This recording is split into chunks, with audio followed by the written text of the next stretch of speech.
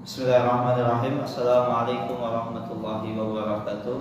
Waalaikumsalam. Bismillahirrahmanirrahim. Wassalatu wassalamu ala Rasulillah wa ala alihi wa sahbihi wa man tabi'ahum bi ihsanin ila yaumiddin, amma ba'du. Allahumma sahli sadri wa yassir li amri wahlul 'uqdatam min lisani yafqahu qawli. Allahumma inna nas'aluka ilman nafi'an wa rizqan thayyiban wa amalan mutaqabbalan. Allahumma alimna ma yanfa'una wa zidna ilman wal huda wa tuqa wa salaha ya rabbal alamin. Sekalian dirahmati Allah Subhanahu wa taala. Alhamdulillah summa alhamdulillah, kita masih dipertemukan oleh Allah Subhanahu wa taala di Masjid Surah Ageng Al-Fatah, Sareng Catur Tunggal, Sleman, Yogyakarta. Semoga pertemuan kita pada siang hari ini dicatat oleh Allah Subhanahu wa taala sebagai pemberat amal ibadah kita, dan tentunya semoga kita semua berharap semoga perkumpulan kita ini bernilai pahala dan diterima di sisi Allah Subhanahu wa taala. Sekalian dirahmati Allah Subhanahu wa taala, pada siang hari ini kita akan membahas seputar beberapa hal yang perlu kita ketahui sebagai seorang muslim tentang tauhid. Pada pertemuan sebelumnya sudah sempat kita bahas tentang apa makna dan definisi tauhid tersebut dan pembagiannya, macam-macamnya. Maka di sini ada beberapa hal yang perlu kita ketahui, perlu kita bahas, perlu kita kaji bersama. Karena kemarin sempat kita jelaskan bahwasannya tauhid itu terbagi menjadi 3 macam, yaitu tauhid rububiyah yang pertama, kemudian tauhid uluhiyah yang kedua, dan yang ketiga adalah tauhid asma was sifat. Maka catatan penting yang perlu kita ketahui, yang pertama, bahwasannya setiap 3 macam tauhid tersebut itu saling menuntut satu dengan lainnya, saling berkaitan.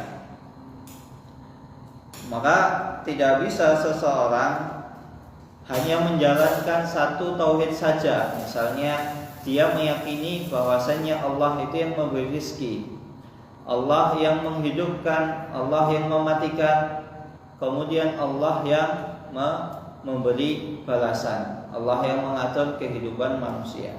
Tidak bisa seseorang hanya meyakini satu tauhid saja, sedangkan di sisi lain misalnya dia ternyata menyembah kepada selain Allah. Dia misalnya minta bantuan kepada, minta tolong, minta doa kepada misalnya misalnya jin, minta kepada pohon, minta kepada bintang jatuh, kemudian minta kepada hewan.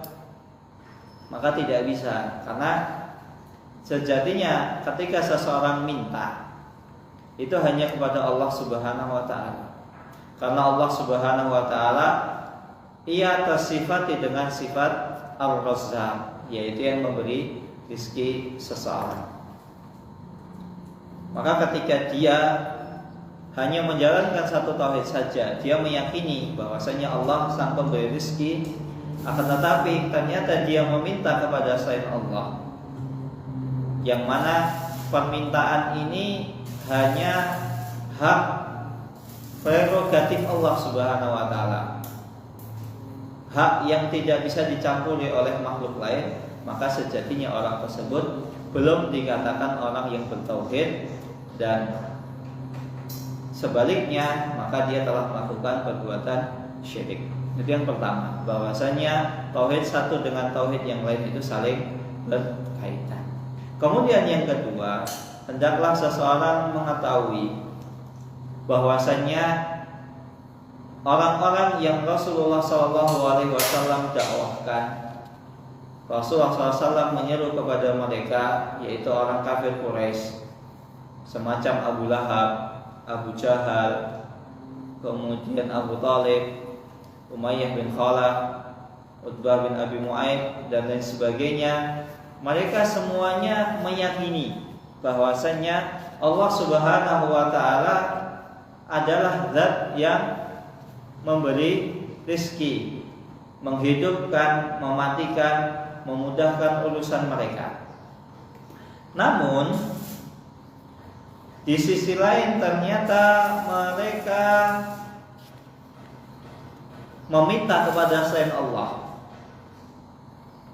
Makanya kita kenal dalam bangsa Arab mereka mempunyai sesembahan berupa berhala, Lata, Uzza, Manat, Hubal. Mereka minta kepada Lata, Uzza, minta semoga rezekinya dilancarkan, semoga dia terbebas dari mara bahaya. Ini kebiasaan orang kafir Quraisy. Sehingga bisa dipahami dari sini. Tadi kita kembali kepada yang pertama tadi, poin pertama. Tauhid satu dengan tauhid yang lain, pembagian tauhid satu dengan pembagian tauhid yang lain itu saling berkaitan. Tidak bisa seseorang hanya meyakini Allah yang menghidupkan, Allah yang sang pemberi rezeki, Allah yang mematikan, Allah yang memberi manfaat, dan Allah Subhanahu wa taala yang mendatangkan bahaya serta menolak bahaya. Maka ketika orang kafir Quraisy dulu ketika mereka tolak bala, mereka pakai apa? Tolak bala dengan misalnya jimat-jimat.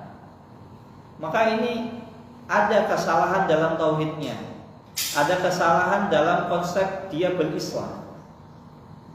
Kalau sejatinya, misalnya orang pakai jimat, orang meyakini minta pertolongan kepada selain Allah, datang kepada dukun,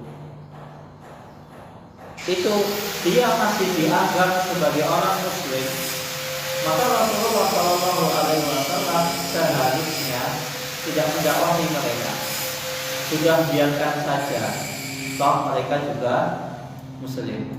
Tapi apa yang terjadi? Rasulullah SAW tetap mendakwahi mereka, sehingga orang Quraisy dikatakan sebagai orang kafir. Dia belum masuk Islam secara utuh. Dalilnya apa? Dalilnya adalah firman Allah Subhanahu wa taala dalam surat Yunus ayat 31. Qul man yarzuqukum minas sama'i wal ardh amman yamliku sam'a wal absara wa man yukhrijul hayya minal mayyiti wa yukhrijul mayyita minal hayy. Katakanlah, siapakah yang memberi rezeki kepada kalian, yang mana rezeki itu diturunkan dari langit dan bumi. Amma yamliku sam'a wal absar, dan siapakah yang kuasa untuk memberi, menciptakan kepada kalian pendengaran, penglihatan. Wa may yukhrijul hayya minal mayyiti, dan siapakah yang mampu untuk mengeluarkan yang hidup dari yang mati, menghidupkan orang yang mati, kemudian mematikan orang yang hidup. Wa may yukhrijul mayyita minal hayy wa may yudabbirul amra, dan siapakah yang bisa mengatur segala urusan kehidupan kalian ini. Nah, ini dalilnya. Ini apa namanya? Sebagai dalil, sebagai bukti bahwasannya orang kafir Quraisy itu meyakini Allah Subhanahu wa taala. Fasayaquluna Allah faqul afala tattaqun. Maka orang kafir itu akan mengatakan, yang memberi rezeki saya, yang mematikan, yang menghidupkan, yang memberi manfaat dan menolak madarat, tolak bala, sesungguhnya Allah Subhanahu wa taala. Faqul afala tattaqun. Maka kalau demikian, kenapa kalian tidak bertakwa kepada Allah Subhanahu wa taala? Kenapa kalian tidak hanya menyembah Allah saja, tapi kalian masih minta kepada selain Allah? Ini sebagai bukti bahwasannya orang kafir Quraisy zaman dahulu tetap meyakini Allah, tapi mereka mensekutukan Allah Subhanahu wa taala dalam perkara uluhiyah. Mereka meyakini tauhid rububiyah, tapi di sisi lain mereka tidak meyakini tauhid uluhiyah. Kemudian yang ketiga perlu kita ketahui catatan dalam permasalahan tauhid ini. Sejatinya para anbiya wal rasul, para nabi zaman dahulu sampai zaman terakhir Nabi Muhammad SAW penutup para nabi, tema dakwah mereka itu selalu dan senantiasa mendakwakan seputar tauhid dan menjauhi syirik. Maka ini dakwah para anbiya wal rasul, dakwahnya para nabi dan rasul. Maka nabi dan rasul itu dari dulu tema dakwahnya tauhid. Maka ini sebagai bantahan kepada orang ketika mengatakan, "Mas, Pak, kok ora bosen, kok mboten bosen bahas masalah tauhid, masalah syirik. Sekarang ini sudah zaman modern, nggak ada orang yang melakukan kesyirikan, nggak ada orang yang melakukan apa? Nggak ada orang yang melakukan kesyirikan, nggak ada yang melakukan ini dan itu. Ini sudah zaman modern." Kata siapa? Kata siapa? Itu mengatakan menurut hawa nafsu dia. Maka kalau seandainya pembahasan tentang tauhid, pembahasan tentang syirik itu sudah pembahasan yang basi, harusnya setiap nabi itu bahasnya beda. Ya memang para nabi diberikan mukjizat berbeda-beda dengan nabi yang lain, tapi tema dakwahnya tetap satu, mengesahkan Allah dan menjauhi kesyirikan. Nabi Nuh, siapa yang Allah selamatkan dari banjir bandang? Pengikut Nabi Nuh. Siapakah pengikut Nabi Nuh? Pengikut Nabi Nuh itu yang tidak menyekutukan Allah Subhanahu wa taala, tidak meminta kepada wali. Kan awal mula kesyirikan di muka bumi ini karena mengagungkan wali, kemudian menaikkan derajat mereka sampai setara dengan Allah Subhanahu wa taala. Misalnya minta kepada wali fulan, kepada kiai fulan yang sudah meninggal, orang-orang soleh, datang ke kuburan mereka, minta, "Pak Yai, orang saleh, wahai wali fulan bin fulan, tolong mudahkan rezeki saya." Itu dulu zamannya Nabi Nuh dan sampai detik ini. Berapa banyak kuburan-kuburan keramat di muka bumi ini yang didatangi oleh orang-orang untuk meminta dilancarkan rezeki, minta tolak balak, minta rezekinya dilancarkan, minta jodohnya dimudahkan. Ya nggak, Bayu? Datang nggak biar jodoh antum gampang? Datang kemana gitu? Jogja ada beberapa, apalagi Solo banyak. Nggak boleh seperti itu. Itu dulu orang kaumnya Nabi Nuh dan sampai sekarang. Makanya kadang lucu. Ini bukti bahwasannya kesyirikan itu membuat seseorang itu bodoh. Betapa banyaknya cerita, nggak ada buktinya bahwasannya wali fulan bin fulan dikubur di sini. Orang soleh kalau datang ke sana jodohmu gampang, enteng jodoh nih, enteng rezeki nih, bisa tolak balak. Pernah enggak sebagai manusia yang disifati oleh Allah Subhanahu wa taala sebagai makhluk yang paling cerdas, makhluk yang paling sempurna, pernah enggak kita menggunakan akal sehat kita? Kalau seandainya dia bisa mengabulkan permintaan orang yang datang, dia meminta, kira-kira kalau kuburan itu antum lempar pakai bak kerikil, bisa nggak dia menghindari lemparan antum? Atau nggak begitu? Misalnya biasanya di bangunan biasanya ada gunung. Kalau mohon maaf ketika burungnya misalnya mengeluarkan kotoran, kira-kira kena kuburannya enggak? Kena enggak? Kena. Harusnya kalau wali itu sakti, yang di dalam kuburan itu sakti, dia bisa menghalau kotoran tersebut. Mungkin enggak dia bisa menghindari kuburannya, dia menghindari dari lalat yang hinggap di atas kuburannya. Gak mungkin. Yang ada apa? Kuburan-kuburan itu dijaga oleh orang-orang, biar dibersihkan, biar kotoran burung. Biasanya kalau di Indonesia kan banyak burung ya, burung gereja atau burung pipit. Biasanya buang kotoran sembarangan. Mungkin nggak itu bisa menolak balak dari situ? Atau misalnya kuburannya nggak ada sarang laba-labanya. Kalau sakti harusnya nggak perlu dijaga.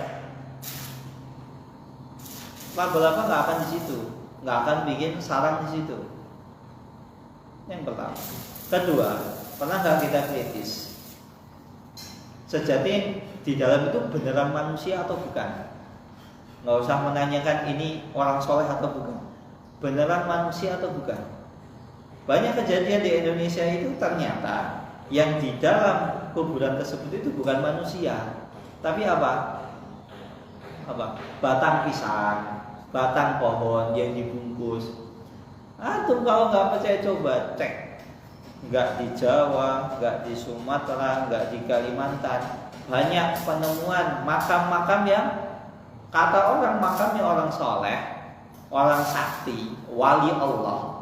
Tapi ternyata ketika dibongkar dalamnya apa? Batang pisang.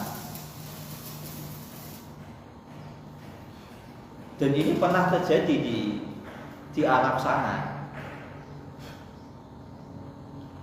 Jadi ceritanya ada orang, ini cerita terkenal. Jadi ada seorang musafir, dia kehabisan bekal. Bingung, dia mau, namanya musafir, orang bepergian, kehabisan bekal, gak punya duit. Bingung mau makan apa. Kemudian dia berpikir caranya gimana caranya biar dia cepat dapat duit. Akhirnya apa? Barang bawaannya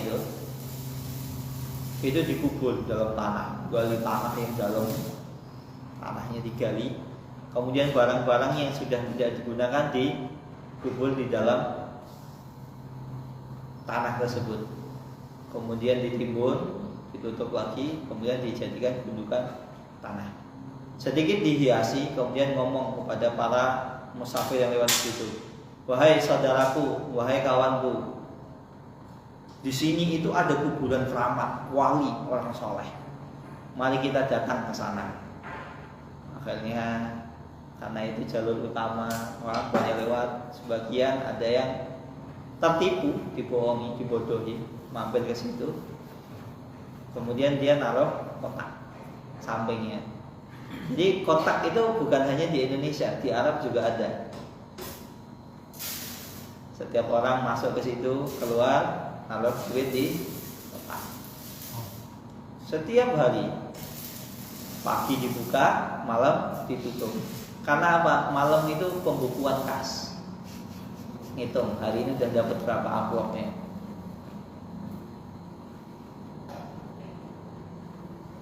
Sampai akhirnya ada salah seorang musafir yang cerdas, nggak percaya, malam-malam bawa beberapa orang dibungkam kuburannya. Ternyata apa dalamnya? Batang kurma. Batang kurma dibungkus dengan kain, kemudian dipendam. Nah itu banyak, bukan hanya di Arab, di Indonesia banyak kok. Indonesia banyak. Kemudian nanti habis itu biasanya ada ketika keluar dari makamnya ada orang jual apa? Jual air, katanya air sakti. Padahal itu air kobokan.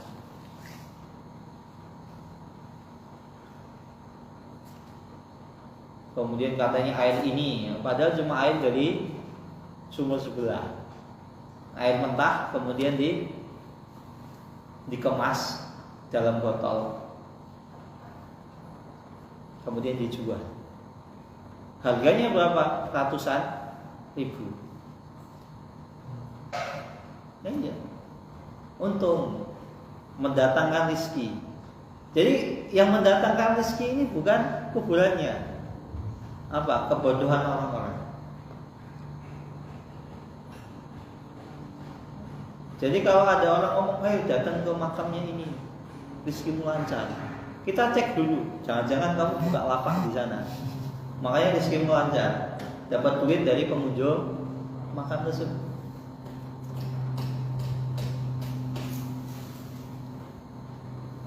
Maka jangan sampai tertipu. Ini banyak kisah seperti ini. Maka tema dakwah para nabi dari dulu ya tauhid, senantiasa tauhid. Dan Rasulullah SAW nanti di pembahasan tentang konsekuensi syahadat bahwasanya Nabi Muhammad utusan Allah. Nanti di hari disebutkan ada pembahasan tentang upaya Rasulullah SAW mencegah para umatnya dari berbuat syirik, mensekutukan makam beliau. Ada upaya-upaya beliau sebelum beliau SAW meninggal. Sebelum beliau SAW Allah wafatkan, itu ada upaya-upaya beliau, sehingga agar umat Islam ini tidak terjebak dalam kesyirikan. Dan alhamdulillah Kerajaan Arab Saudi konsisten menjaga makam Nabi Muhammad SAW dari orang-orang yang berbuat syirik, orang-orang yang ini. Maka kemarin ada sebuah daurah dengan Syekh Ali Abu Haniyah. Beliau adalah orang Palestina asli. Beliau pernah cerita, makam Rasulullah SAW. Beliau cerita, dulu makam Rasulullah SAW itu pintunya agak dibuka. Sekitar 20 tahun yang lalu. Makamnya itu pintunya agak dibuka. Jadi orang bisa lihat langsung makam Nabi SAW. Beda dengan sekarang, pintunya ditutup. Nah, ketika dibuka, ternyata banyak didapati selembaran kertas. Yang mana kertas itu malah membuat kotor makam Nabi Muhammad SAW di Madinah. Cuma permasalahannya nggak selesai di membuat kotor. Permasalahannya ternyata di situ di kertas tersebut ditulis, ya Rasulullah Al-Quds, wahai Rasulullah, wahai Nabi Muhammad Al-Quds, selamatkanlah Al-Quds. Rasulullah SAW sendiri tidak bisa. Tapi sudah wafat. Apalagi cuma sekelas siapa? Orang antah berantah, orang soleh kan di bawahnya para nabi dan rasul. Apalagi orang yang nggak jelas jundurungnya, nasabnya. Kita nggak boleh minta kepada mereka. Itu syirik seperti itu. Rasul sudah meninggal. Rasulullah SAW itu mukjizatnya kapan? Keutamaannya berlaku ketika beliau masih hidup. Air sisa wudu beliau itu boleh buat rebutan ketika beliau masih hidup. Ketika beliau sudah meninggal sudah nggak bisa. Karomahnya, mukjizatnya sudah nggak berlaku.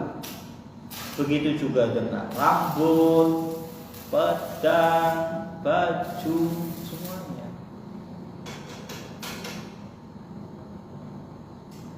Bahkan di Indonesia ada air selupan rambut Rasulullah SAW dijual. Saya pas pengajian ditanya, saat saya habis berkunjung ke tempat ini, sebutkan namanya. Oke, Masya Allah Bu, saya bawa ini apa namanya dalam botol air bekas celupan rambut Rasulullah SAW. Masya Allah, aja Masya Allah. Harganya berapa Bu? 500.000 Ustaz. Masya Allah. Ayo 500.000. Botol yang 360 mili.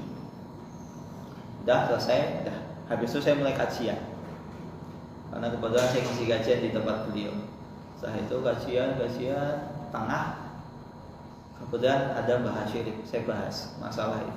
Ucapan Rasulullah itu dari mana? Tahu dari mana itu bekas rambutnya Rasulullah? Ada sanadnya? Enggak. Umat Islam itu umat sanad gitu loh. Kalau seandainya kita mengatakan itu benar rambut Rasulullah, sanadnya mana?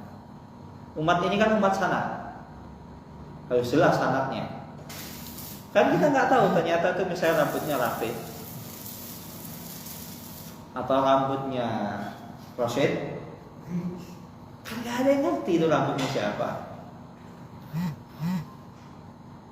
Itu yang pertama, sanadnya mana? Kedua, ya itu tadi bekas athar. Jadi bekas Rasulullah SAW itu sudah mukjizatnya sudah tidak ada semenjak Rasulullah meninggal.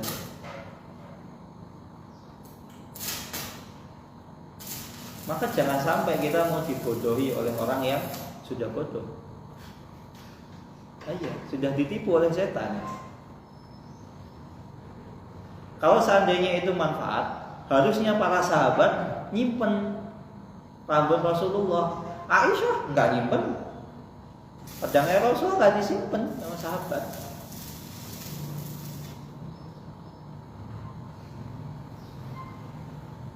Maka jangan sampai kita jadi objek pembodohan. Kemudian, karena poin selanjutnya yaitu poin keempat,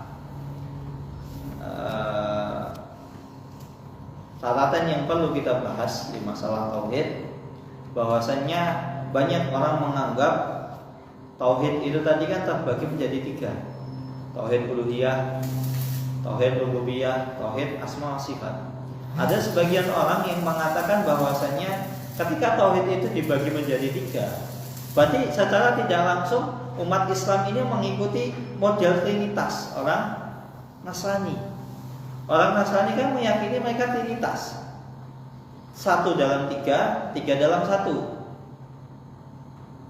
Mereka menganggap seperti itu. Terus bedanya apa orang Islam dengan orang orang Nasrani?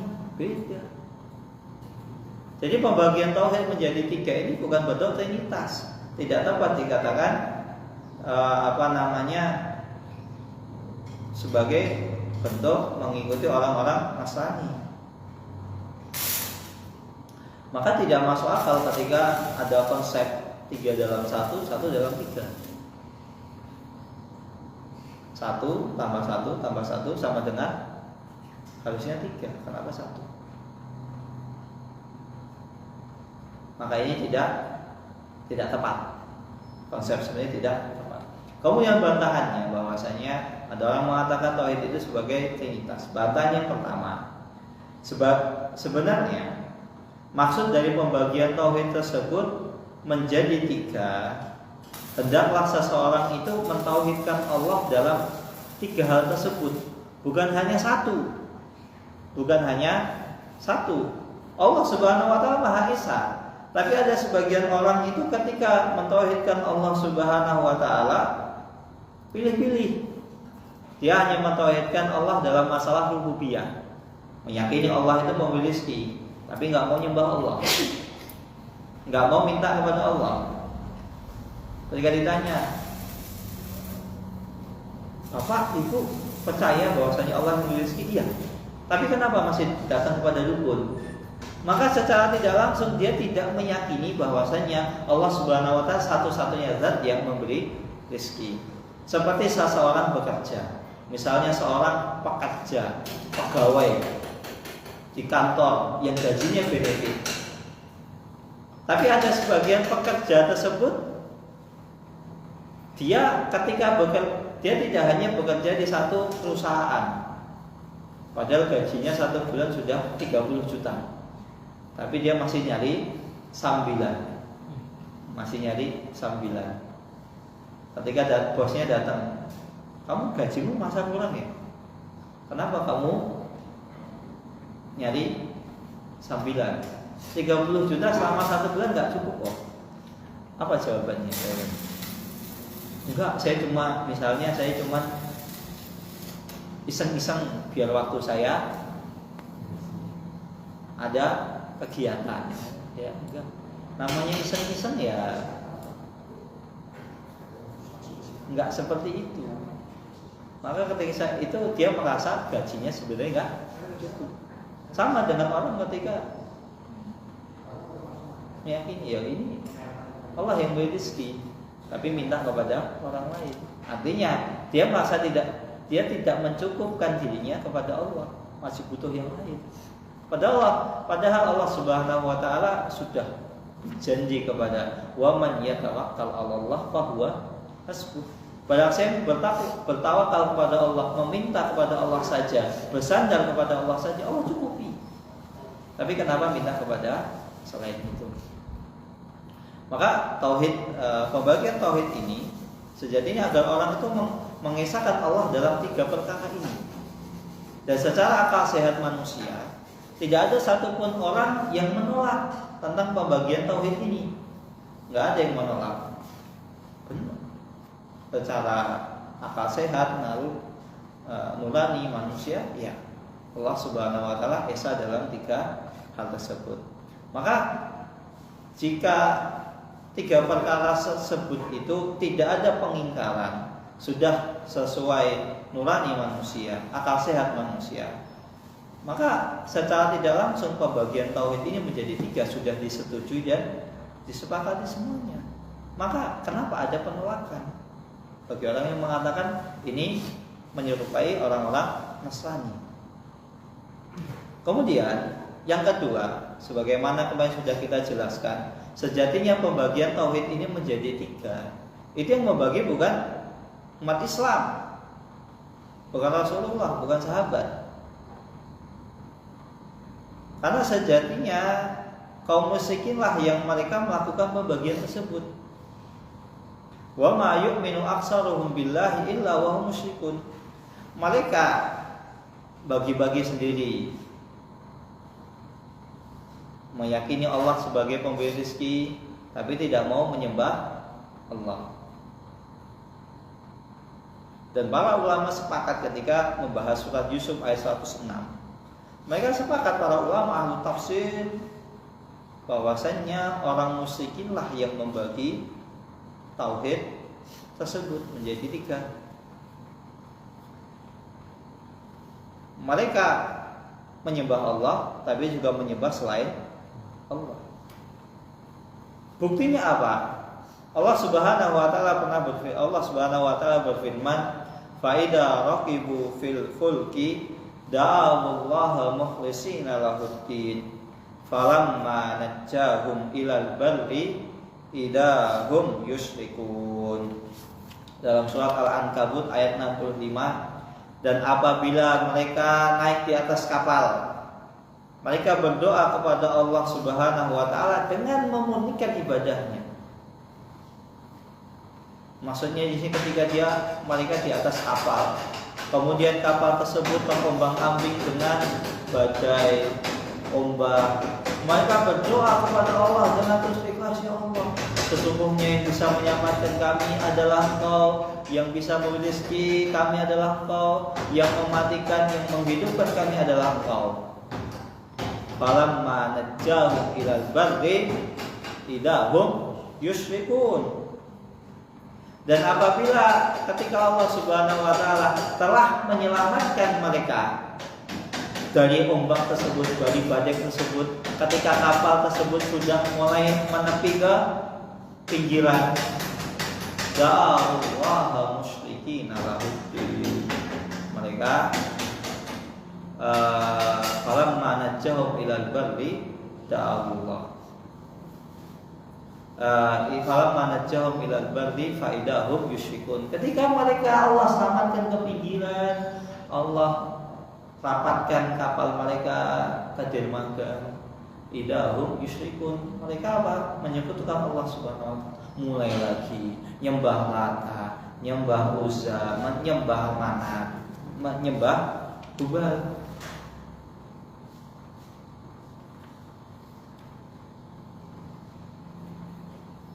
Sejatinya yang membagi tauhid itu adalah mereka orang orang kafir Quraisy, orang musyrik.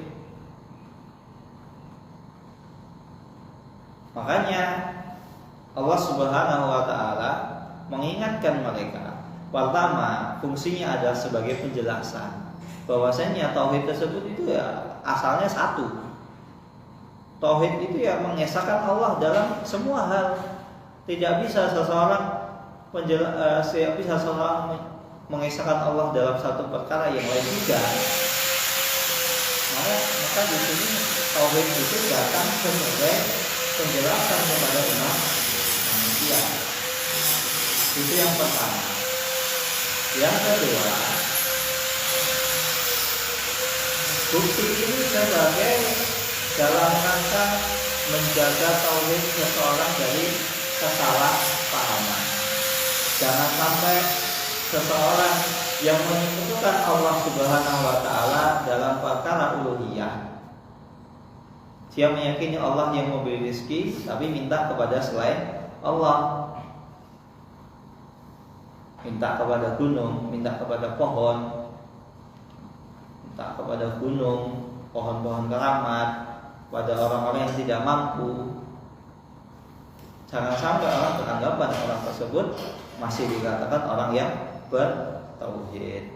Kemudian yang ketiga, bantahan yang ketiga bagi orang yang mengatakan bahwasannya pembagian tauhid itu adalah trinitas. Sejatinya pembagian tauhid itu tidak menimbulkan atau pemunculan suatu makna yang baru. Nggak ada bid'ah baru dalam masalah tauhid. Itu maknanya masih seperti itu. Kalau seandainya dikatakan pembagian tauhid menjadi tiga adalah suatu perkara bid'ah, maka banyak dalam syariat ini yang perlu kita katakan sebagai bid'ah. Kenapa? Contohnya dalam permasalahan ahkam taklifiyah, hukum taklifiyah. Bukankah dalam hukum-hukum itu terbagi menjadi 5? Ada hukumnya wajib, ada hukumnya sunnah, ada hukumnya haram, ada hukumnya makruh, ada hukumnya mubah. Kalau misalnya seperti itu, ya harusnya ahkam taklifiyah dikatakan bid'ah. Karena jika kita cari, nggak ada satupun sahabat yang mengatakan hukum itu terbagi menjadi 5, nggak ada. Tapi ketika kita lihat dari konteks perkataan para sahabat, bagaimana sahabat memahami dalil-dalil Al-Quran dan hadis, maka kita bisa simpulkan hukum tersebut itu ada 5: wajib, haram, makruh, sunnah, dan mubah. Sama dengan tauhid. Bagaimana para sahabat memahami tauhid tersebut? Sama. Mereka meyakini tauhid, ya mengesahkan Allah dalam 3 hal ini: rububiyah, uluhiyah, dan asma wa sifat. Kemudian selanjutnya, sebagian orang mengatakan bahwasanya pembagian tauhid yang 3 ini adalah kreasinya Wahabi.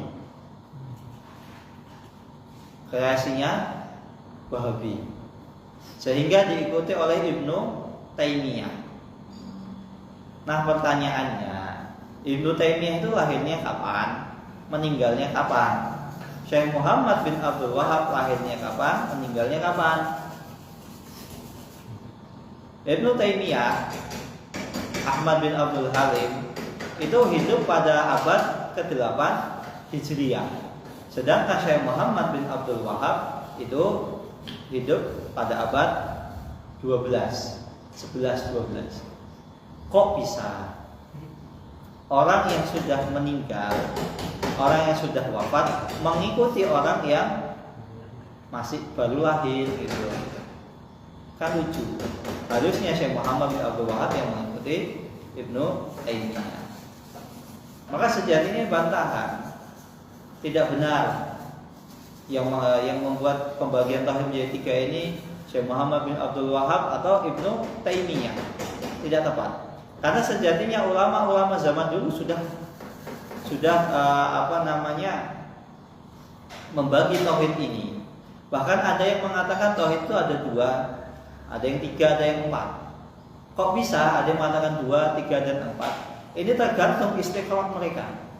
Bagaimana mereka membaca dalil-dalil yang ada dalam Al-Quran, dalil-dalil yang ada dalam hadis, bagaimana para sahabat memahami hadis tersebut, bagaimana para sahabat memahami ayat tersebut, sehingga muncullah kesimpulan bahwasanya tauhid itu terbagi menjadi 2, 3, 4, dan 5. 3 dan 4. Dan diantara ulama tersebut itu jauh sebelum lahirnya Ibnu Taimiyah. Seperti contohnya Imam Ibnu Battah yang Allah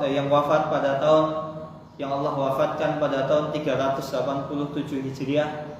Dalam kitabnya Al-Ibanah, beliau membagi tauhid tersebut menjadi 3. Kemudian Imam Ibnu Mandah dalam kitab beliau At-Tauhid.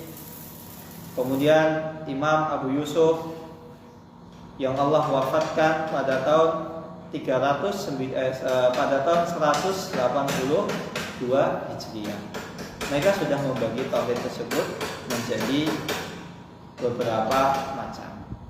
Nah, ala kulli hal, yang menjadi permasalahan ini bukan tauhid tersebut mau dibagi menjadi 2, 3, atau 4. Tapi yang menjadi pembahasan konten isinya. Apakah pembagian tauhid tersebut itu sebagaimana para ulama memahaminya? Mau tauhid itu dibagi menjadi 2 kah, 3 kah, 4 kah? Itu nggak masalah. Intinya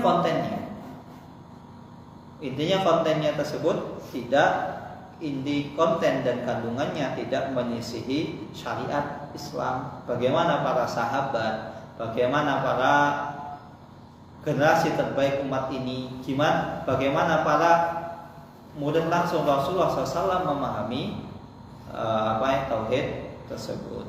Wallahu ta'ala a'lam. Kemudian bantahan yang terakhir, bahwasanya pembagian tauhid ini menjelaskan akan bedanya antara tauhid rububiyah dan tauhid uluhiyah. Karena banyak orang di masyarakat kita ini menganggap orang yang memiliki kesalahan dalam tauhid uluhiyah nggak masalah. Yang penting intinya mereka masih meyakini bahwasanya Allah Subhanahu wa taala yang memberi rezeki, yang menghidupkan, yang mematikan. Lantas bagaimana dengan orang kafir Quraisy? Apa bedanya dengan mereka? Mereka masih meyakini Allah yang menghidupkan, Allah yang mematikan. Tapi minta rezeki kepada Lata, Uzza, Manat, Hubal, dan lain sebagainya, dan patung-patung lainnya. Karena dengan dibedakannya tauhid ini, sekalian, seseorang bisa membedakan, bisa memperjelas bahwasanya akidah tentang bolehnya seseorang berdoa meminta kepada mayat-mayat penghuni kubur dan beristighatsah kepada mereka, kepada para wali yang telah meninggal, sejatinya itu adalah bentuk kesyirikan yang nyata. Karena bahaya dari salah tafsir, salah pemahaman dari tauhid ini. Ada sebagian orang meyakini, selama orang tersebut meyakini bahwasanya Allah itu satu-satunya pencipta, maka dia masih muslim. Enggak. Maka orang tersebut sejatinya dia telah terjumus dalam kesyirikan yang nyata. Ini juga membantah juga kepada orang yang membolehkan berdoa kepada mayat, meminta pertolongan, istighatsah. Mereka mengatakan ini bukan kesyirikan selama meyakini mayat tersebut hanyalah sebab dan Allah Subhanahu wa taala satu-satunya yang menolong. Ini tidak tepat. Ini sebagai sama seperti orang-orang kafir Quraisy. Ketika mereka ditanya, kenapa kalian masih nyembah Lata, Uzza, Manat, Hubal? Mereka jawabannya apa? Innama liyuqarribuna ilallahi zulfa. Sesungguhnya kami meminta kepada mereka itu agar bisa lebih mendekatkan diri kita kepada Allah Subhanahu wa taala. Liyuqarribuna ilallahi zulfa. Agar hubungan kita dengan Allah itu semakin dekat. Nah, kalau hubungan Allah dengan seorang hamba semakin dekat, kenapa nggak langsung minta kepada Allah? Masih pakai perantara. Maka di sini ada kesalahan dalam memahami akidah, dalam memahami tauhid. Mereka menganggap, orang-orang kafir itu menganggap Allah itu seperti raja manusia maksudnya. Raja manusia itu kan memiliki ajudan, memiliki penasehat, memiliki orang kepercayaan. Nah, ketika seseorang ingin bertemu dengan raja, itu kan susah. Bagaimana caranya? Ucapan mereka, unek-unek mereka sampai kepada raja, mintanya kepada penasehat raja, tangan kanan raja. Sehingga penasehat tadi, tangan kanan raja tadi menyampaikan kepada raja. Maka ini ada kesalahan. Orang kafir Quraisy meyakini seperti itu. Kemudian juga ini menjadi penjelas bahwasanya pembeda antara tauhid rububiyah dan uluhiyah.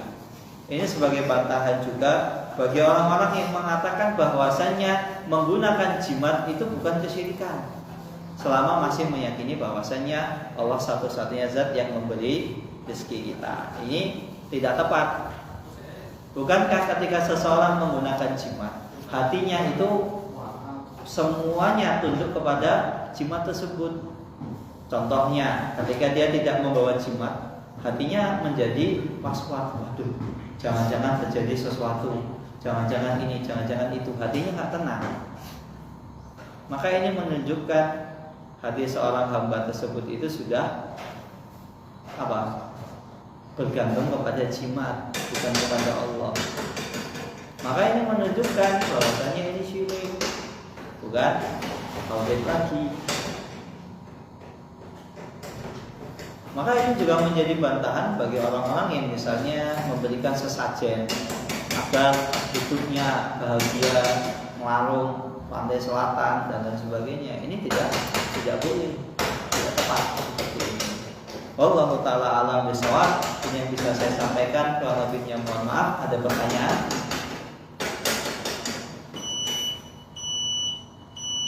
Tidak ada pertanyaan? Silahkan awal. Apa? Istiqoroh itu jadi ulama itu mengumpulkan dalil-dalil, dibaca, ditelaah, dipahami, kemudian istinbat, diambil faedahnya. Kesimpulan dari dalil tersebut apa? Itu istiqoroh. Jadi istiqoroh itu baca referensi, banyak ayat, banyak bukti, bukan hanya satu atau dua referensi saja. Wallahu ta'ala a'lam bishawab. Ada pertanyaan lain? Silahkan Pak. Apa?